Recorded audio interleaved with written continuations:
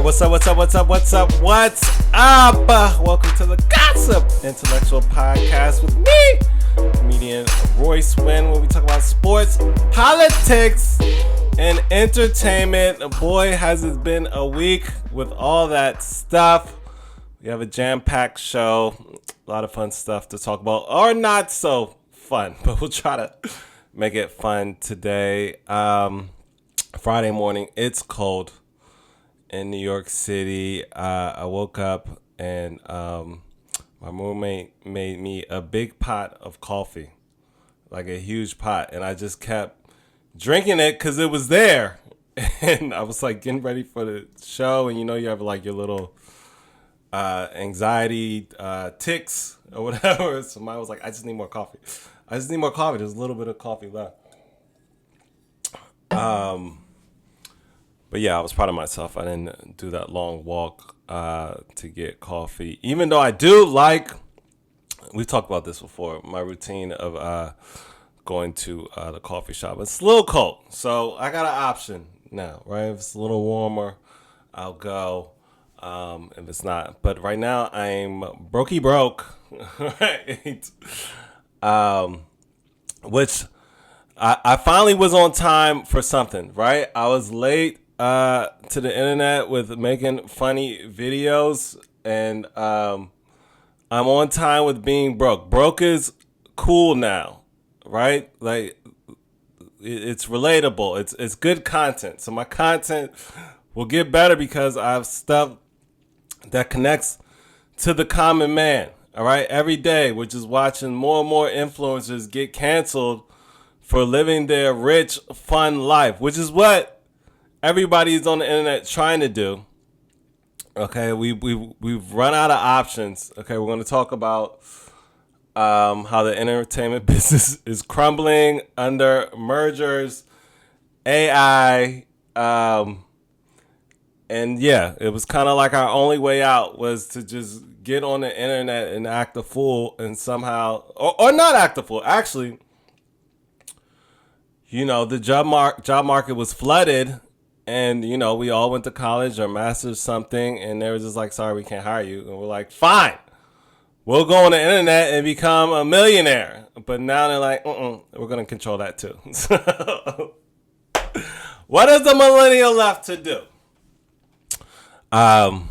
But still I try. Still I do this podcast because it makes me feel good.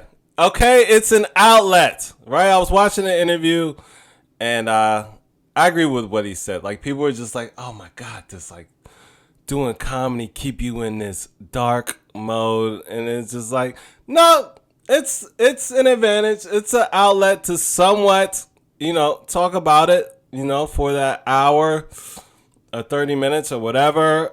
You get to get it out. Then you go back to the place. Now, I'm not going to lie. Yeah, sometimes addressing that stuff. Sorry, I was looking at these Sherrone Moore charges. Faces up to 6 years. All right, breaking news with Sherrone Moore. We'll get to that in a second. Yeah, sometimes I'm just like, all right, I don't want to dig that deep right now. Let me heal a little bit more. But it's nice to be able to have that outlet and use the defense mechanism that I built up over years for something. All right, what's the point of having this weapon? It's like being an X-Man and not using it, okay? When tragedy happens in my life, I have a way of somewhat dealing with it. Now, the best way is always therapy with a professional, okay? And talking about your emotions and feelings with somebody that can help you navigate that. A real professional, not Cheyenne Bryant, okay? Not these people who make money by giving advice. If somebody makes money by giving advice on camera and they have to do press tours, okay, just remember that they're a trained PR professional, and that's not real therapy. Okay, you can take a little bit here and here, just like when actors give advice and everybody's like, oh my God, this is how I'm going to navigate my life now. That actor got that from a therapist, a professional. So, if it helps you a little bit, okay, but still swirl it around your head and be a critical thinker, guys. Critical thinking is back. Okay? So people are getting tired of the trolling. Okay? And people just saying whatever. All right? Critical thinking is back. Real skills are coming back. Journalist is a skill that we need. We need more people that really want to do it. But you got to pay people, man. If you don't pay people, then the people are just going to go on the internet and be like Candace Owens and just be conspiracy theorists. So it hurts you, billionaires, when you don't open up your wallet, and it hurts society, which we've been screaming at the top of our lungs. You can talk about your broke struggles now and connect with people. You don't have to be ashamed.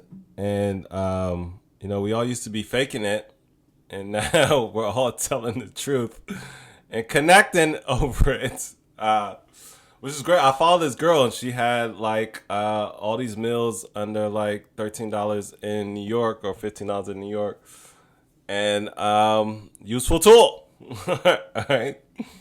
And she's got a good following. I was just like, people might need you, like me, in between checks. All right. So let's get into the Michigan head coach, and he's about to be broke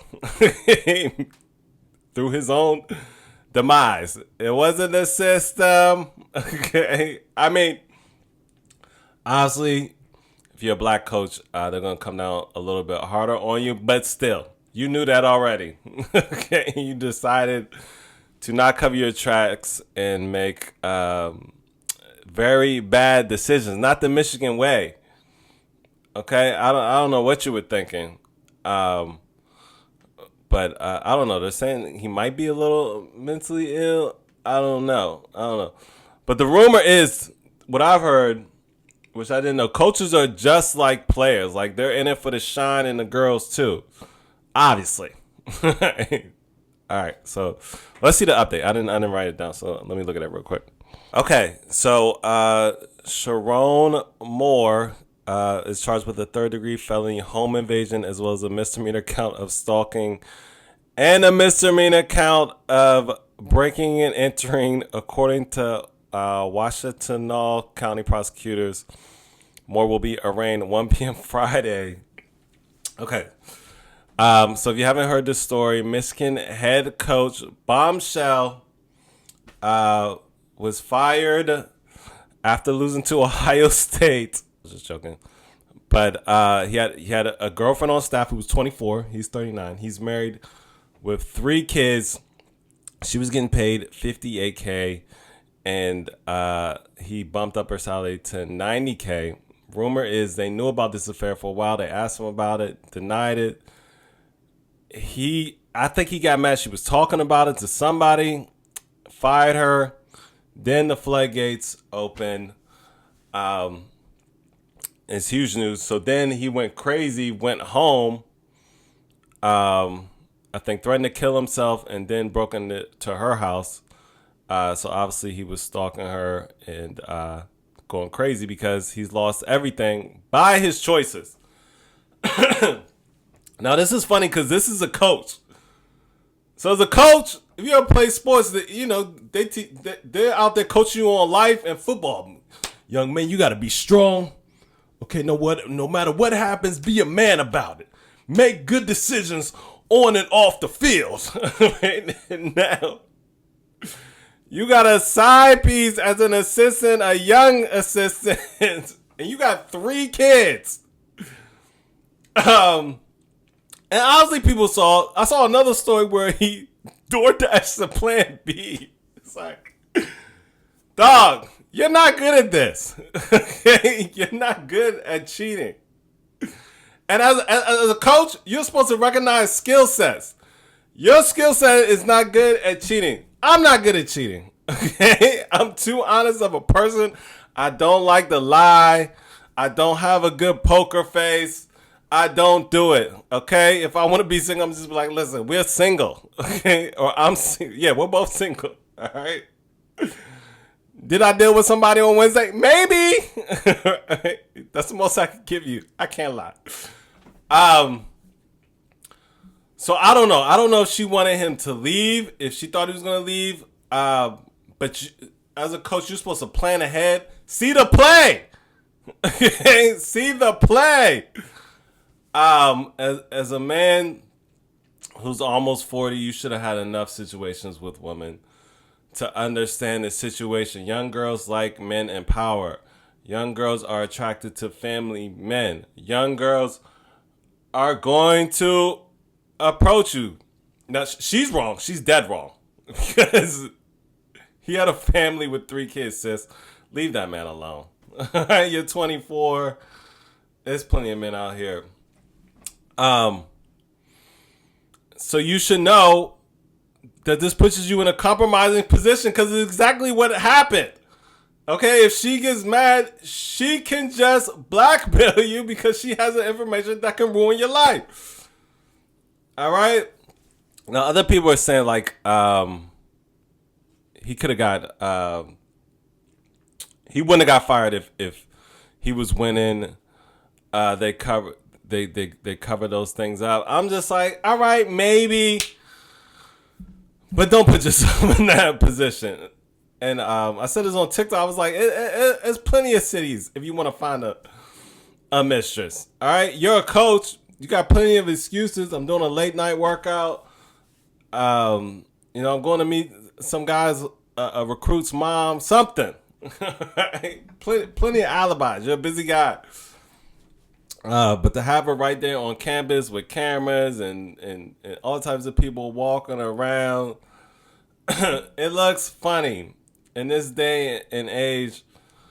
And then you handle it the way you handle it, having a breakdown, knives, stalking.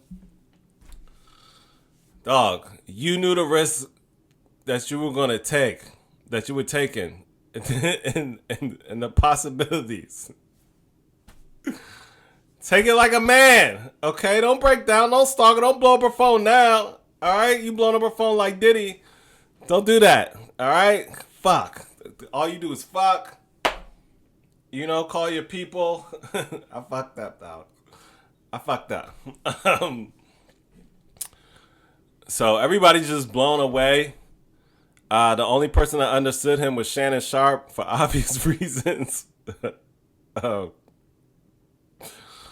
then obviously the black community is side-eyeing because you went to the other side and did this, right? The only person I know who you never heard anything, Gary Owens. He said it. He was like, my side chicks stay quiet, they stay loyal. This man, he just did it. His mugshot is out there. So I am worried about his mental health because this is a lot. This is very embarrassing and goes down as one of the biggest mistakes as a head football coach. All right, but you got to move accordingly. Okay, there's no excuses, son. I don't know. There's no way around it. You shouldn't have done that. I said this before, and I get Mason Cameron. They had good takes on that. If you're from our generation, I don't feel like was our generation the tricking generation. I don't think so. They talk all this stuff and rap, but all I hear every time I see the real story, people are paying and getting caught and getting embarrassed. Men. All this pimp talk. Everybody's just tricking. Y'all are the ones getting pimped at the end of the day.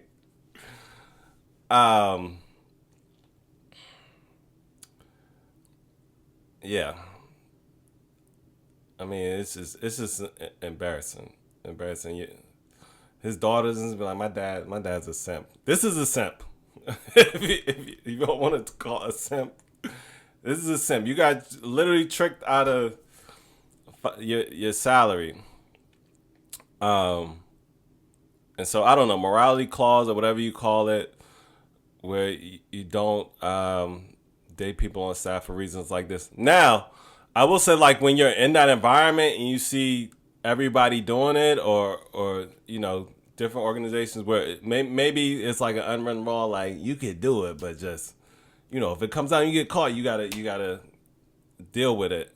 So maybe that's what it is. It's like in that world, it's like, all right, yeah, we have everything written down, and you're supposed to move accordingly, but really, because that's what I heard. It's like with like in NFL, like it's like you're not supposed to date the cheerleaders, but people date the cheerleaders.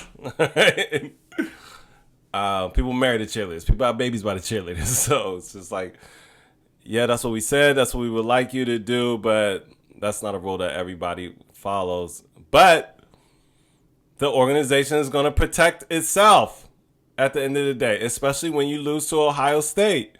So, you got to be more of a critical thinker and think about all that you could lose, but all that's too late now. So now we're just hoping this guy, doesn't go to jail and can rebuild his life somehow. The good thing about sports is it's gritty, and sometimes you can't get a second chance even with a criminal charge, but you got to be great to do that. And I don't know. Hopefully, he has some connections and some people.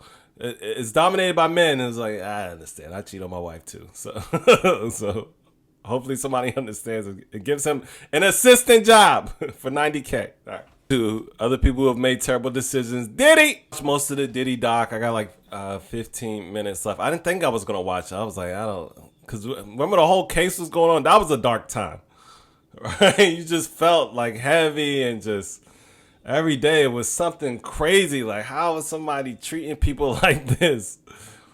But how can you not watch it? It's all over social media. You gotta get a peek into this crazy life.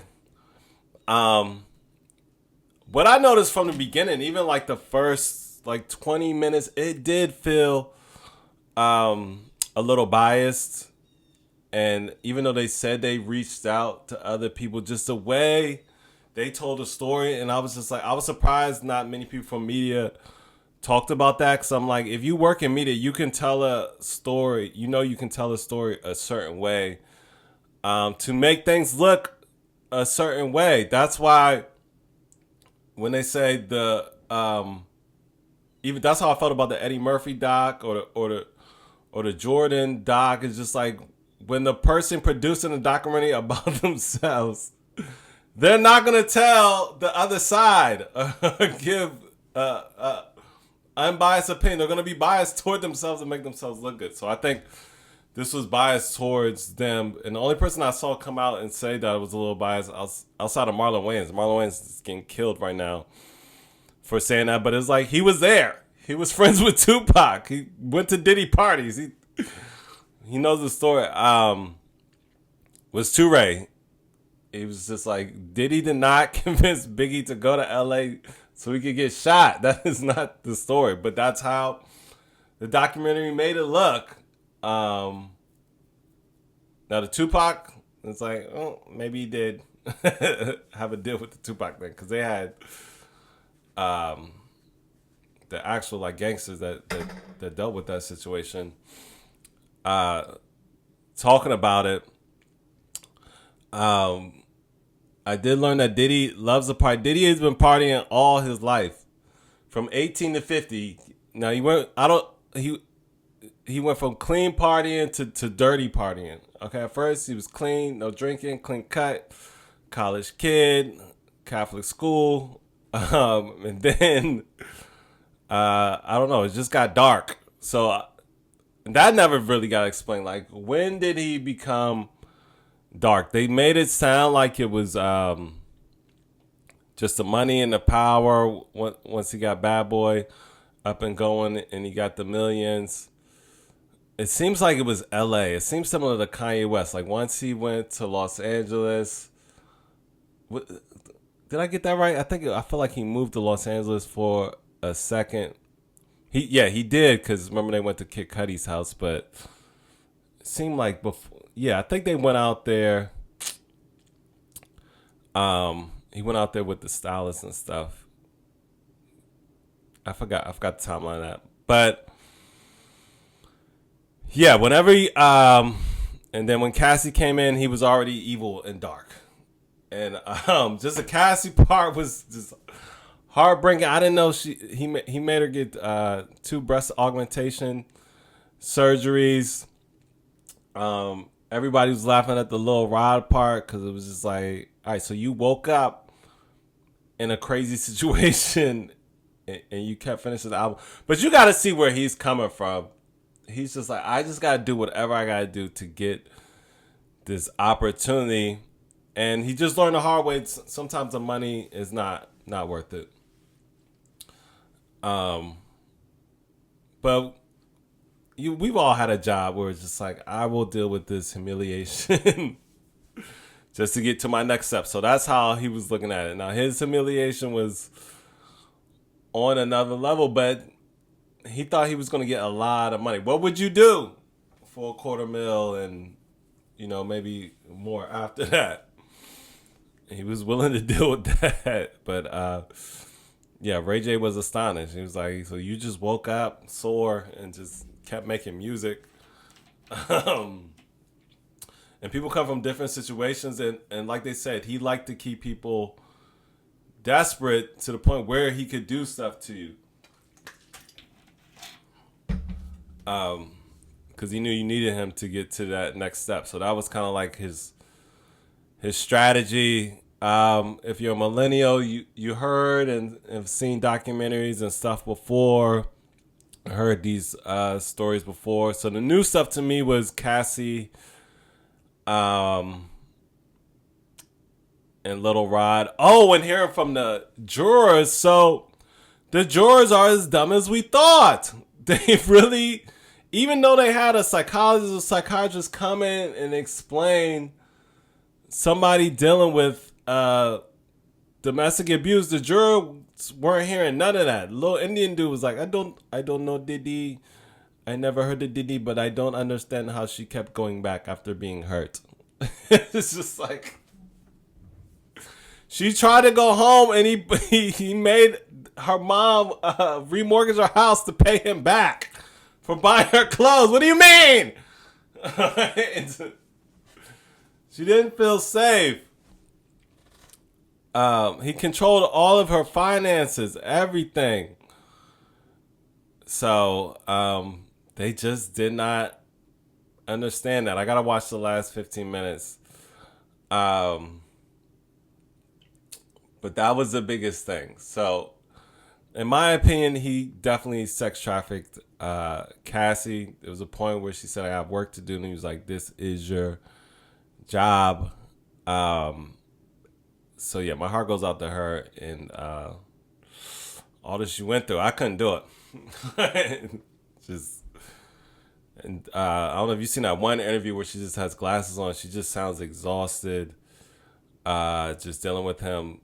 And for her to like hide it for so long and to like be charming and cool, but she had them shades on a lot. A lot of interviews.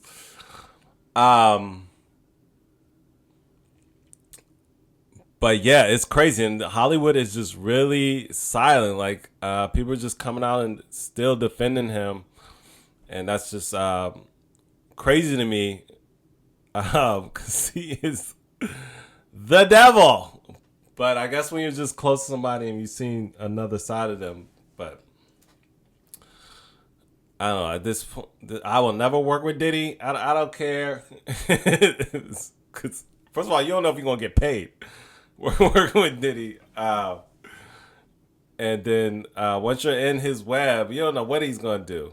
Oh, the Aubrey O'Day, that was crazy. She didn't show up to her last performance.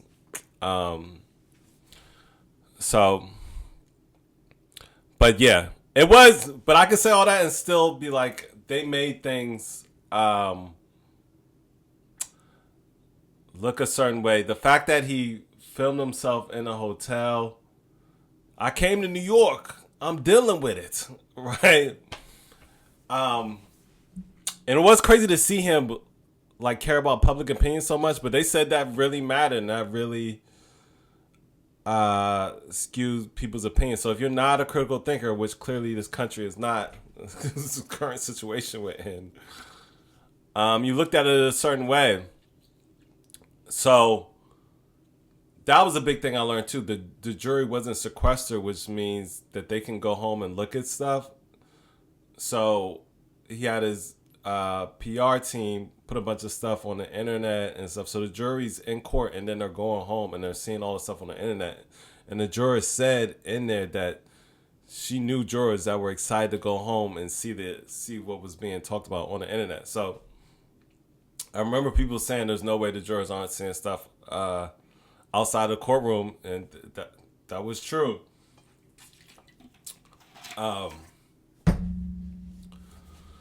So he was smart enough to get stuff, and he pretty much beat the case. He beat the case. But how he beat the case is how he's losing the case in public opinion after this documentary by 50 Cent. First of all, this is like the third documentary that came out this year. It was like TMZ had one, somebody else had one. But we knew they were coming. People were saying that. Remember, they were just like, we're all just waiting for the case to finish so we can come out with this stuff. And it's out there. If anything, we know Diddy did some awful things. He did more bad than good.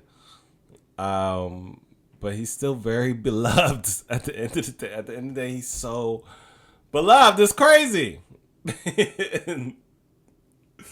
For what he did. You know what? The album was so good, though. The Love album, the last album, was good. So I didn't agree with people saying he doesn't know how to make music. I'm like, I don't know. He put together a bomb-ass album towards the end of his career. They're saying Mark Curry was getting on him for not being able to rap. But whatever he does, he knows what he's doing when it comes to music. Because the Love album was really good. He was able to push people to make good songs. I hate that I can't listen to that album anymore. So yeah, that's my take on the Diddy Doc. It was biased. We got to hear from the jurors. Salute to Cassie. And he's still gonna be okay. So somebody who's doing the right thing is Shedeur Sanders. This has been a big story because remember Shedeur dropped in the draft, 5th quarterback on the Cleveland Browns. And then people were just like, the coaches acted a little weird. All right, he had a pretty good game where they won, and the coach was kind of like, good job, Shedeur. Anyway, what are y'all eating tonight? Y'all getting some wings? It was just like, he just won a game for y'all, and y'all have one of the worst organizations in the league. Y'all are broke because y'all paid Deshaun Watson all that money after he was getting his Diddy on. So he had a great game last week, and they were coming back, and their chance to tie for the 2-point conversion. He didn't put Shedeur Sanders in. He ran some funky, weird clown play. And people are like, this guy is sabotaging Shedeur.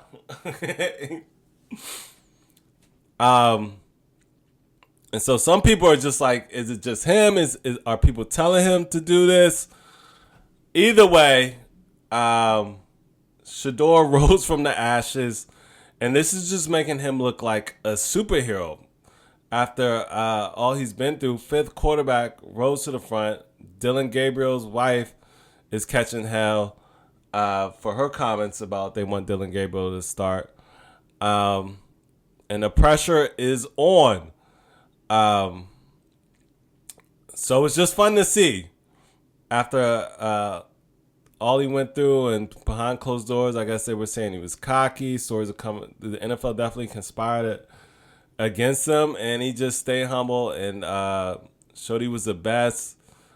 Went up against, I think, Cam Ward, the number 1 pick for the Titans. and just put them in a precarious position. It's like, are you gonna work with Shedeur and give him his chance or not? The good thing is now the media is on Shedeur's side. The media was not on Shedeur's side 2 months ago.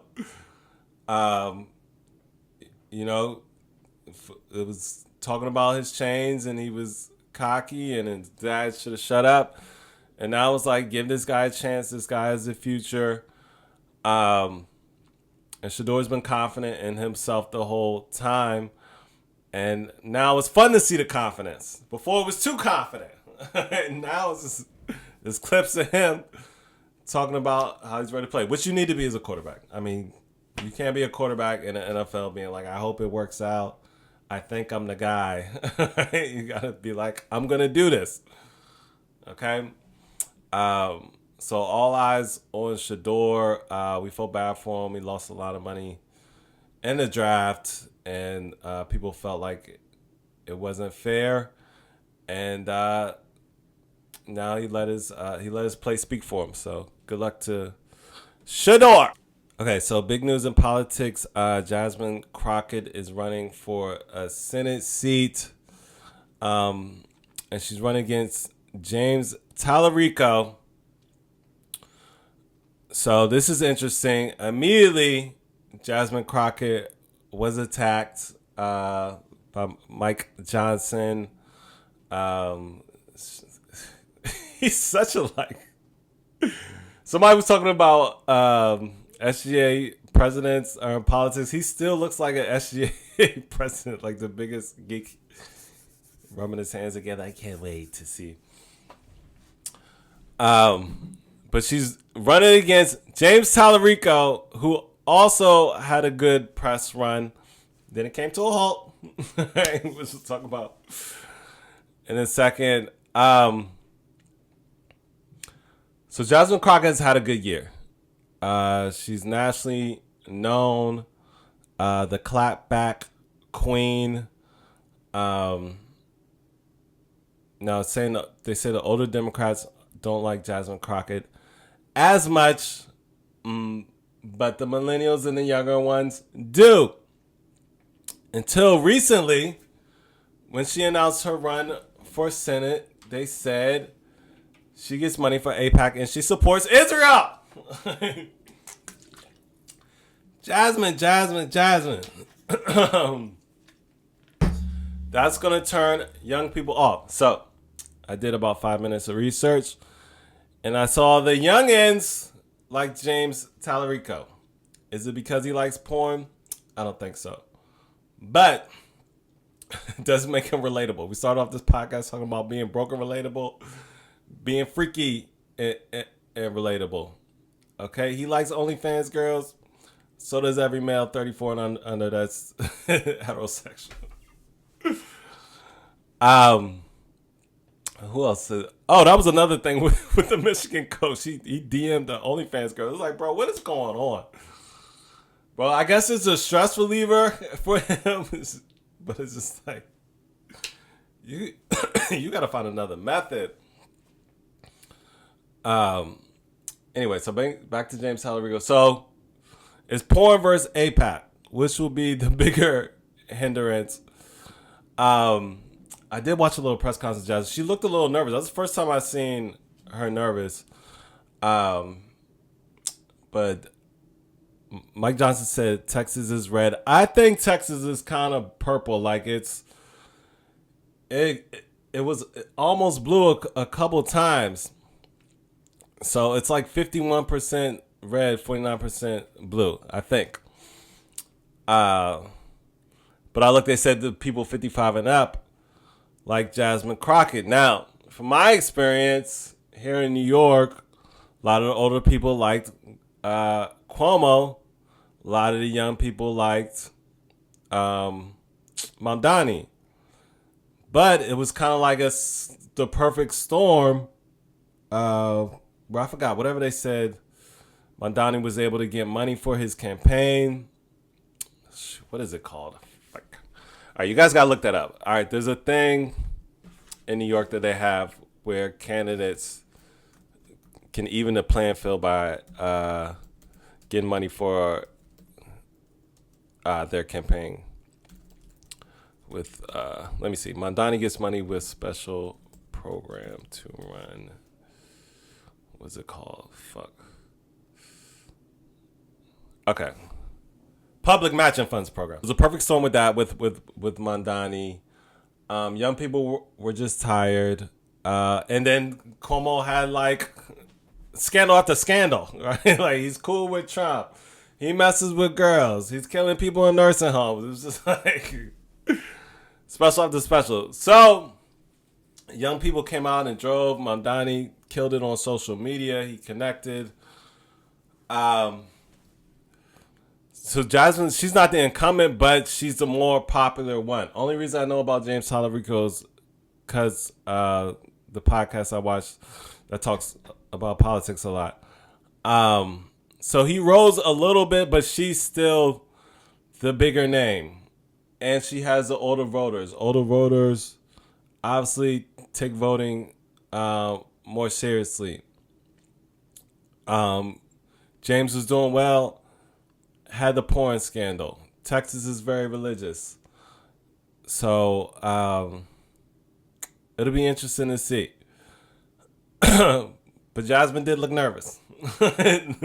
We never see Jasmine looking nervous. It's the clapback queen. James showed a lot of respect in his press conference. So we'll see. But Texas is important. That's an important state. In the United States of America, they haven't had the best pass.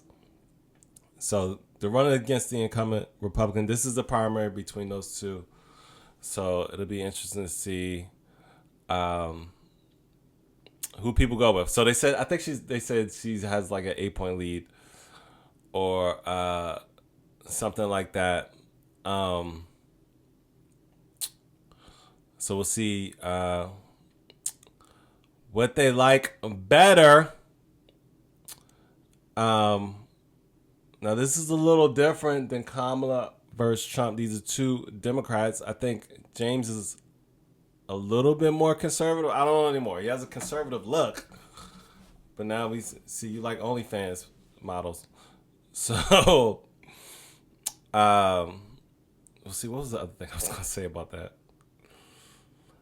Oh, yeah. So, it's a white man versus a black woman. And then I don't know if redistricting. No, that affects when she runs against a Republican. So, race is involved, age is involved, culture and religion is involved, as usual. And we'll see who wins. Okay. Obviously, I talk about politics casually for the average listener, just stuff I'm interested in. But if I had a bigger platform, I would be more responsible, unlike Nicki MInaj! Okay? Apparently, she's having a full breakdown in her support for JD Vance. I don't know how you could be hip-hop and be with J. Well, hip-hop is like damn near MAGA. At this point, everybody in hip-hop loves MAGA. I'm telling you, I'm going to go to Afrobeats, right? I don't know who they support, but at least it's not MAGA. I'm going to go full Afrobeats, okay? That's why I like backpack rappers, because they think. All right. But Nicki Minaj is unwell. All right.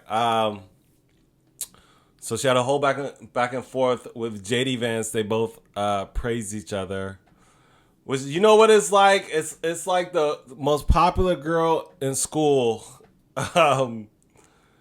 going to the guy who runs the Republican, like, non-inclusive racist group on campus and being like, I think he's hot.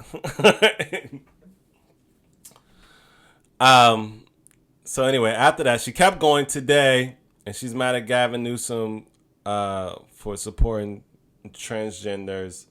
She said trans adults shouldn't even support Gavin Newsom. I guess he has a bill where transgenders can start earlier in life. Um, so I don't know. I don't know who's listening to Nicki Minaj at this point. I don't know if it's an entertainment ploy. We don't know what's going on with Nicki Minaj. But Gavin Newsom, I'm gonna need some memes. Okay, I'm gonna need some jokes. Where the jokes at? Oh yeah, she said Gavin Newsom is a privileged white dude, who's gotten everything because he's good looking. It's like, what do you think the right wing Trump administration is? What do you think Pete Hegseth is? All right, what do you think their whole thing is about protecting the privileged? Okay, Nicki Minaj, you grew up in Queens. All right, why don't you go back to Queens and see how the people are doing that are still there under this administration? There's lines out the fucking door for food, okay? For SNAP benefits. They're not even going to get health care. And you talking about transgenders. What is going on? You going to go on Joe Rogan next? You going to move to Austin?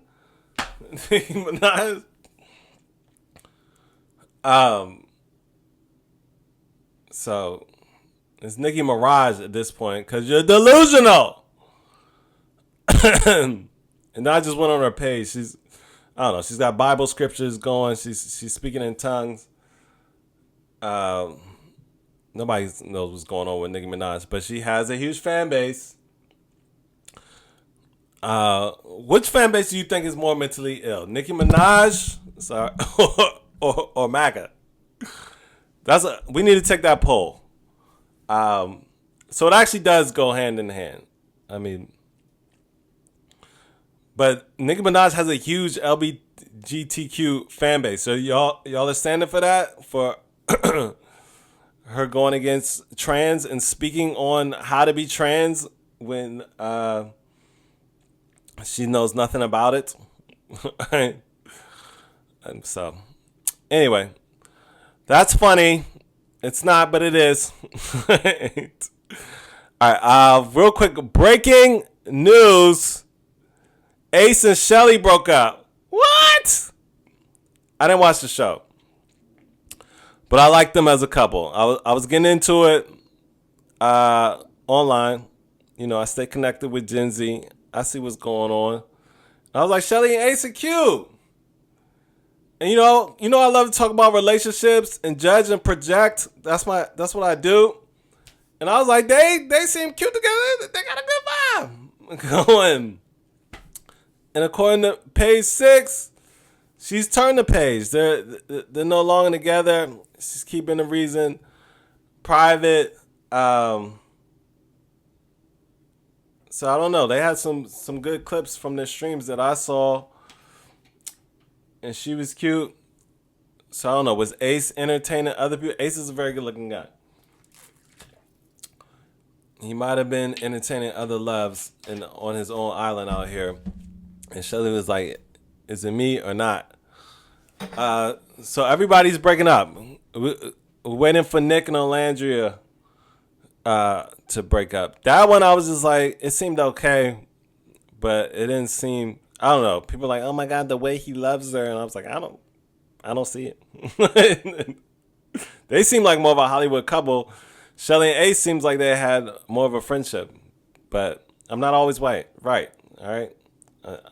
I project. So we'll see if what happened with Ace and Shelly. That's big news. You know, Ace likes to leave things abruptly. We saw him on Blackboy Max's stream, and he rolled out. So maybe it's something she said, and she was like, no. And you know what I was thinking about last night? I was like, who would be a good pick for Michael B. Jordan? Because, you know, he said he's starting to get more plants and puppies to prepare for a kid in marriage. And I was like, I couldn't think of anybody that was like a good fit for him, but maybe he should start looking into reality stars. Maybe Shelly. maybe it's three bad ones. Shelly, Alandria, what's the other one? Janae or something with a J. She seemed a little Hollywood though, but he's in Hollywood, so he could probably vibe with that. So we'll see. Chloe Bailey put her bid in. I thought she was a little young, but we'll see. So Shelly and Ace, no more. People from the show will be mourning. I'm mourning.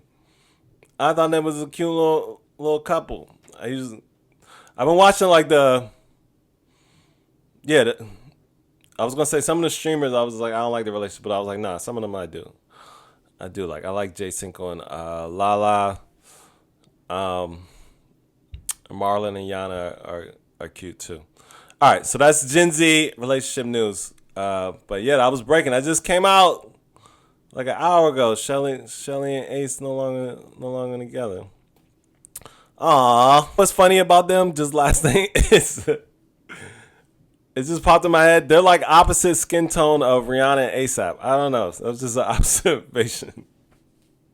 He's Rihanna and she's ASAP Rocky in terms of looks and skin tone in that relationship. Okay. There are more Epstein photos. Trump with girls and Epstein. See Bannon taking a picture with Epstein. Yo, Steve Bannon stays consistent. It's going to be a plaid shirt and some old jeans. Whether it's at a freak off or an interview or the White House, he's going to wear the same thing. So yeah, Epstein has become the death of Trump, and whoever puts this out, every time he gets some momentum, these pictures come out. But I don't know. Somebody said he had like a negative 24 rating. Nothing Trump is doing is helping people. So he just or is being approved by people. Sorry. It's the end of the podcast. I'm running out of gas. He didn't want the reports to come out. I don't think nobody's talking about how crazy that is. He don't want the economic reports coming out. I just watched his press conference with Jerome Powell, who the way he looks and delivers is just so funny. It's just, yeah, people don't have money, and it all seems to be crashing down, and that's where we are. It's just like this matter of fact. There's something so funny about his face and his delivery. Yeah. Things are not getting better, and it's probably going to be really bad. Yeah. Similar to before, but now even worse. All right. So, yeah, he blocked the economic reports from coming out, which is insane. And people were just like, you said the economy was great. He said, why would you block the reports? You said you were never with Epstein, or you're not cool with Epstein. Why would you block the filings? Actions speak louder than words, ladies. Watch his actions. All right, so also Paramount put, what did they call it? A hostile bid in for Warner Brothers. So remember last podcast we talked about Netflix taking over Warner Brothers. And I did give more of a positive response. And then like right after I got off the podcast, everybody was like, this is terrible. For anybody who wants to be an entertainer, the movie business, just media in general. And I was like, oh, okay. But I think what I did say was you want it in the hands of Ted Sarandos rather than somebody else. He's the nicest one out of all the evil billionaires. But so Trump started talking about it, and he was just like, I don't know, I'm going to have to look at it. Okay, they'll have a lot of control over a lot of things. but Paramount's putting their bid in, which is they're the most evil out of all of them. So it's the Ellisons. I remember the Ellisons. Those are the people buying TikTok, Skydance. They're the reason for the takeover of Barry Weiss and CBS News. And he's right wing. He's friends with Trump. He goes into the White House just to kick it, eating Wendy's and nuggets, talking about how they're going to take over the world. Also, what I saw today is Paramount has Saudi Arabian money. Remember, I kind of brought that up last podcast. Saudi Arabia is really trying to become kind of like another media member. So you're going to have Saudi Arabia words under the previews before you watch something, right? This is brought to you by HBO, Paramount, and don't think about that. So, we don't want it in the hands of Paramount. Okay, Paramount is evil as hell. And so I don't know. They didn't go through the proper thing, and they're just on it. But either way, this is bad. I hate when I get my tics and I start doing stuff on camera. Anyway, I just put on CarMax because my mouth was dry. But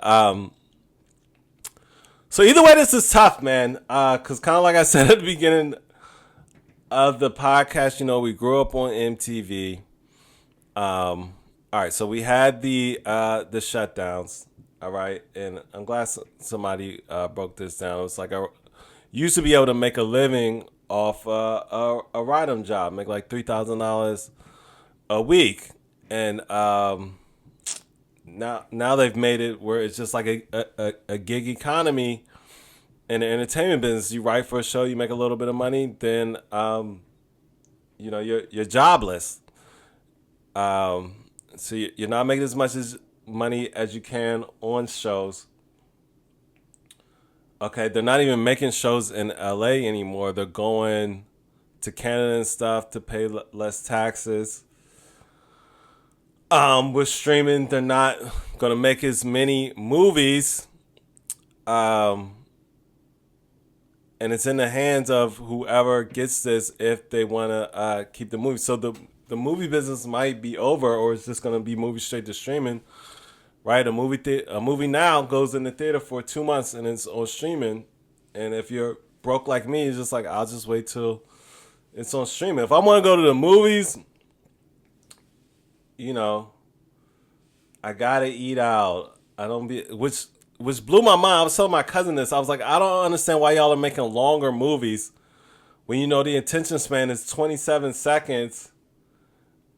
And people don't even want to leave their house with streaming. And y'all like, let's make the movies longer. It's just, that to me just feels like directors is just like, you know what? We're not going to make any money on this anyway. I might as well just leave all them extra edits in. That scene that I would cut out, the industry's dying anyway. I'm going to leave that edit in. Fuck y'all. But anyway, yeah. So, cost of transportation. You go sit in the movie theater for 3 hours. Then you go out there and you come home. Why not just be in the house, order the movie on streaming? It's no point. Unless you really love movies. And people don't. People are watching stuff on their phone now. I watched a whole Diddy documentary at work on my phone. So it's not looking good for the movie business and filmmakers. But like I said, it is rough because you do still want good stuff out there. I don't know how we're going to do that. You do get fatigued, though. Yeah, you want the funny stuff. I guess in between stuff is when you want to watch stuff, you know. But then when you sit down on the weekend, you want to watch something good. You don't want TikTok. I don't know, but they said the young kids, you know, they don't watch anything but TikTok. Watch stuff on TikTok. I'm kind of like that too. I'm just like, give me the cliff notes on TikTok. I don't know. Unless it's somebody I'm really a fan of.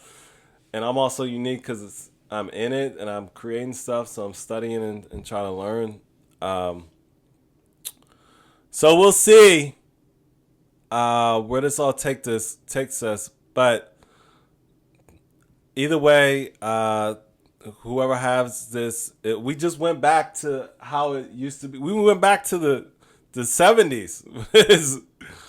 There's 5 companies controlling everything. But the worst thing is you don't want these people controlling the media. And all right, this goes full circle because we talked about how the Diddy documentary was biased.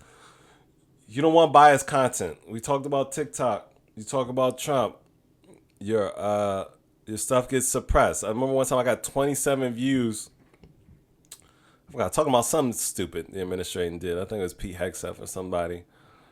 So more of that stuff will happen if Netflix is more liberal. If these right wing, the Ellisons own it, and everybody's placating to Trump. We still got 3 years to go.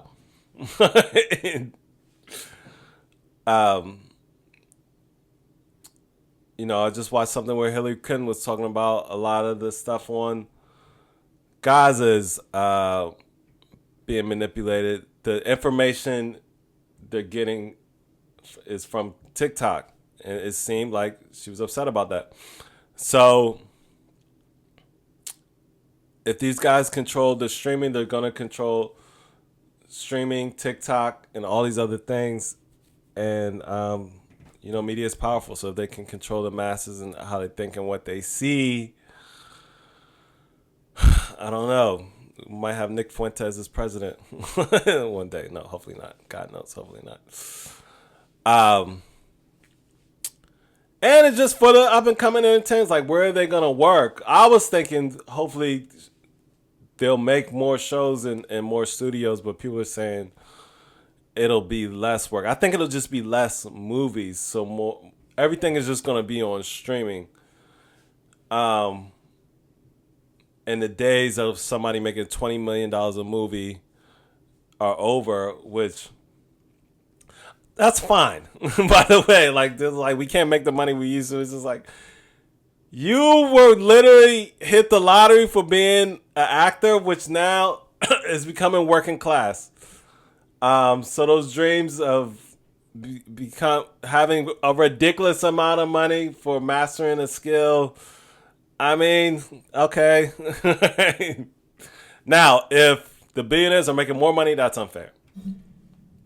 So I guess that's unfair. If the working class actor, which you can't sell the movie, people are going to see their favorite artist. If they're not getting a piece of that and more money is going to corporations, that's messed up. But if things are just changing and everything, all right, never mind. Because they are gonna. They're doing it so they can make more money. So pay the artists more. All right, take away the gig economy. And we need good art. We need people to be inspired. We need people to look at the world differently. So we need good art. All right. I think I got everything off my chest. I think I did.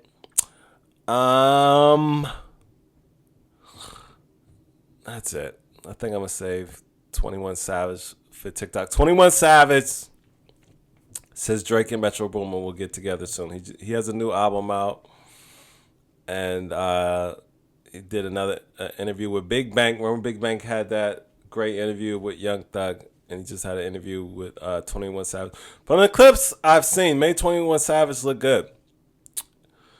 He's had a good year, right? From the phone conversations with Young Thug to being seen with Lotto to this interview.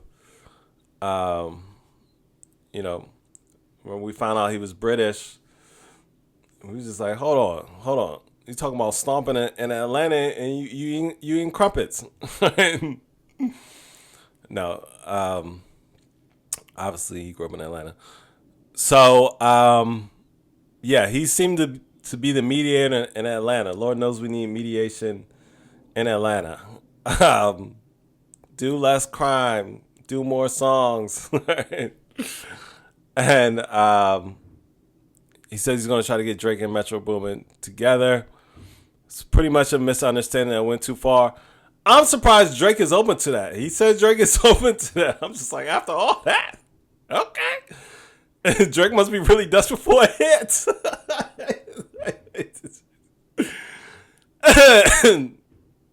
Drake, That sounds like some Drake do. Drake will be like, I don't like this dude, but I need a hit. You know, Drake don't care. As long as the money and the business and the commercials come in. All right. Oh, yeah, there was like another story where he turned on one of his people and in Canada. Damn. What was his name? I forgot. Anyway, Drake promoted his op. He got mad. Said his favorite song his favorite part on the Kendrick song was when he passed the girls down the Chubbs. Basically, he put Drake on blast, and Drake knew better. So the narrative of Drake having morals or sticking to the code continues, or not having morals or sticking to the code continues. And we'll see if him and Metro Boomin get back together. Which continues to make Kendrick Lamar look like a real ass nigga. Because Lamar is out here jogging, and getting in shape, and don't fuck with nobody. And that's a guy you don't want to mess with. All right, have a great weekend. This has been a Gossip Intellectual with me, Royce Wynn. And enjoy. I gave y'all a long one today. Oh, shoot. All right, we'll talk about that another time. I'm tired. AI is destroying the economy. Basically, all these guys invested in the AI, and they're not getting their money back. Disney just invested $1 billion into OpenAI, where you can use Disney figures to make stuff. So people that are super into AI, hopefully, the way it was explained to me from what I watched on a TikTok was that these images were going to be used anyway, so they rather make money off of it. And so Sarai, or some app that OpenAI has, where you can use Disney's images to make content. So Disney's doing what they got to do to stay relevant. But everything I see is AI. They're not getting the money back. So these huge companies are going to go under, and it's not good when billion-dollar companies, trillion-dollar companies go under because they invested in something that the people don't really want, which is AI. There you go. Wrap that up for you. So AI is falling because these crazy billionaires are not connected to real people. They thought that everybody thought like them and wanted to live in a virtual reality. But no. We just want money and want connection with friends and family. Yeah. All right. Have a good weekend. Doing the best I can, man. Taking it day by day.